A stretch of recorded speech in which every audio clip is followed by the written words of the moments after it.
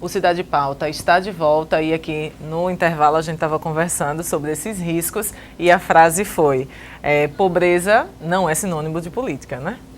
A gente não pode pensar que, a partir dos meus argumentos, né, que uma sociedade politicamente organizada é aquela, né, que não tem acesso a bens de consumo, ou seja, uma sociedade subdesenvolvida.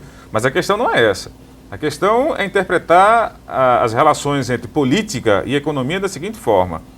Na medida em que, né, e isso a gente vê no dia a dia, veja como as pessoas se comportam no trânsito, veja como as pessoas se comportam no cinema, veja como se comportam nas lojas. Né?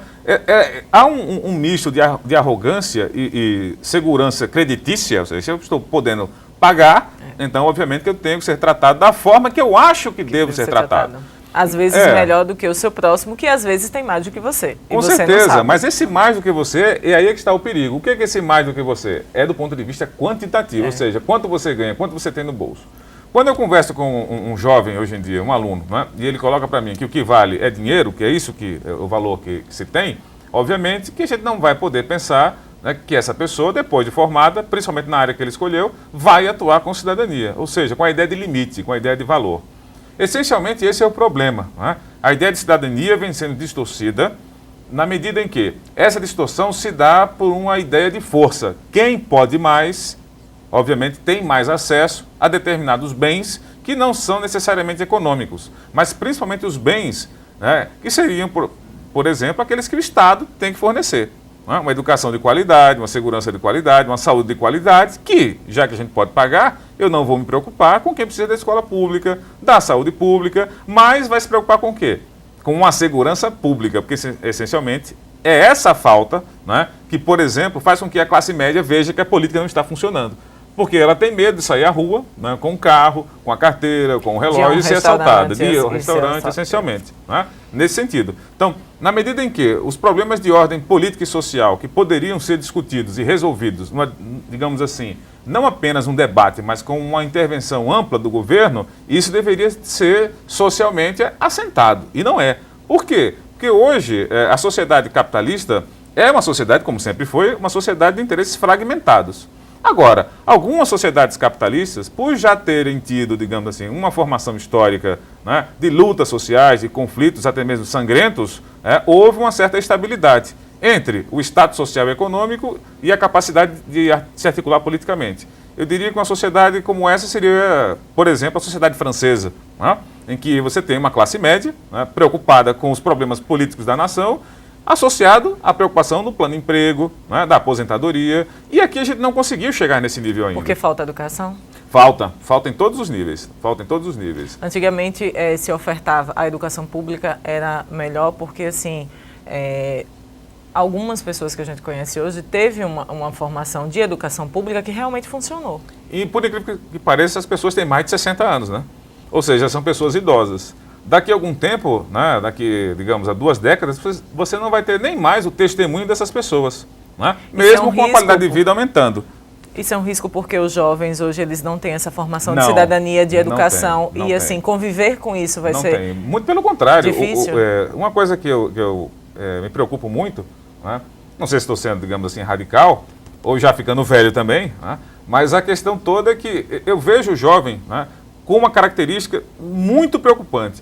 Ele não valoriza a experiência anterior a dele.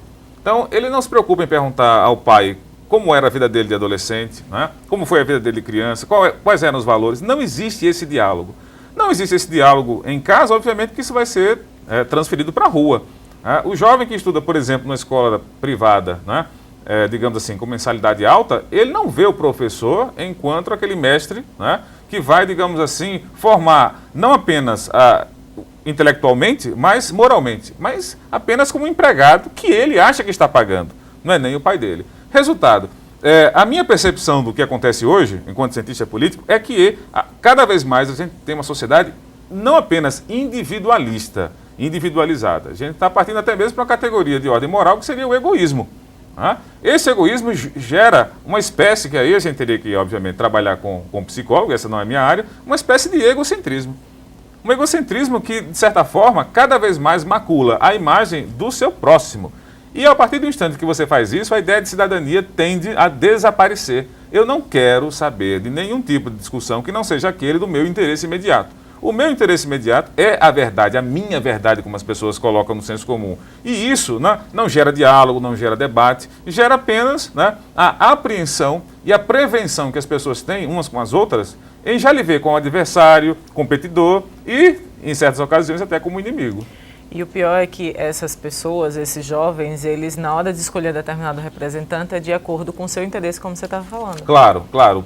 É incrível como você vê hoje jovens, né, entre os 18 e 25 anos, com título de eleitor, já comprometidos com candidatos, ou seja, já pensando em cargo comissionado. Em troca, né? em troca de cargos, voto. Né? em troca de Ou uma série então de já coisas. pensando em montar uma pequena empresa, sabendo que determinado parente ou amigo vai entrar num cargo político e vai facilitar seu negócio. Então isso, você simplesmente destrói a ideia de cidadania. Por quê? Porque a ideia de Estado de Direito desaparece. A ideia de Estado de Direito é a ideia de, pelo menos, se tentar, formalmente, né, nivelar as pessoas do ponto de vista jurídico. Todos são iguais perante a lei. Mas isso incomoda a quem pode mais, a quem acha que tem status. Ele quer ser diferenciado, de qualquer forma. Seja pela roupa que veste, pelo carro que tem e, obviamente, pelo cargo que ocupa e a influência que tem junto ao governo. Então, a partir do instante em que a gente não analisa, enquanto cientistas políticos, né, esse tipo de fenômeno, a gente tem que fazer um diálogo com a sociologia, né, com a história, porque se for analisar, como está sendo feito hoje no Brasil, né, por grande parte dos cientistas políticos acadêmicos, a política do ponto de vista da superfície, né, a partir da análise do Congresso, das eleições, do número de projetos que estão sendo tramitados no Congresso, a gente teria, digamos, um país avançado do ponto de vista político-administrativo. Mas, na verdade, nós não somos. A gente precisa, de uma vez por todas, recuperar, né, um debate que é até mesmo filosófico entre a essência e a aparência. A aparência da política no Brasil é a melhor possível por causa da estabilidade das instituições. Que mesmo em crises como essa que nós estamos vendo, né, uma CPI, né, da forma como estamos vendo, senadores envolvidos, né, com contraventores, você ainda tem a possibilidade nítida, constitucionalmente assentada, de eleições, né, razoavelmente livres e limpas. Mas a questão é que elas são razoavelmente livres e limpas por uma questão jurídica.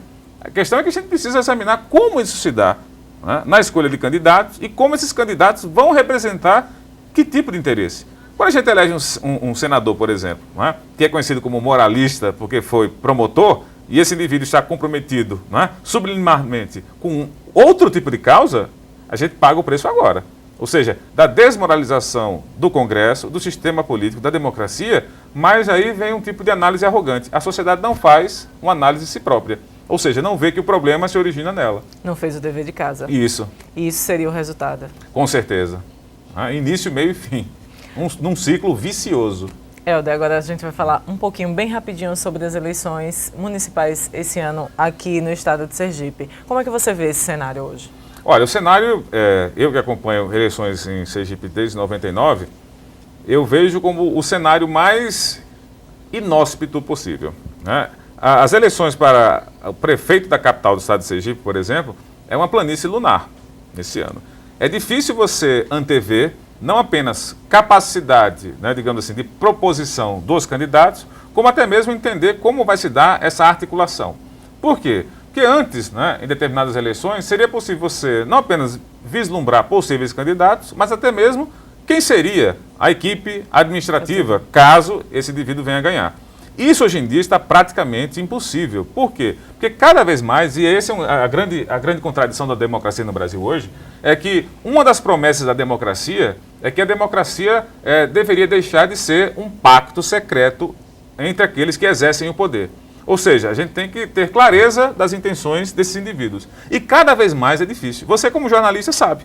Né? É cada vez mais difícil você, enquanto jornalista, conseguir informações fidedignas daquilo que está acontecendo. Você imagina para um acadêmico, para um pesquisador. A gente tem que se valer de contatos com amigos jornalistas para entender como a coisa está funcionando. Então, sintetizando, né, é um cenário inóspito e vejo, digamos assim, uma campanha mais aguerrida no sentido de conflitos de ordem pessoal. Ou seja, eu acho que vai haver mais interferência da justiça eleitoral esse ano. Vai haver muito pouca propostas, né? Articulações de alto nível, mas, essencialmente, aquilo que eu quero colocar é que o cidadão aracajuano tem que realmente acompanhar esse processo. Porque o custo de um processo como esse, mal acompanhado, é uma prefeitura sendo gerida a partir de interesses muito privados. do grupo que vai exercer o poder nos próximos 4 anos. Isso é um risco muito grande. Claro, muito mesmo. O Cidade de Pauta fica por aqui. Eu aguardo você toda segunda-feira num programa inédito às 6h15 da noite, com reprise também na segunda-feira às 10 da noite e durante a semana e o final de semana. Obrigada pela companhia.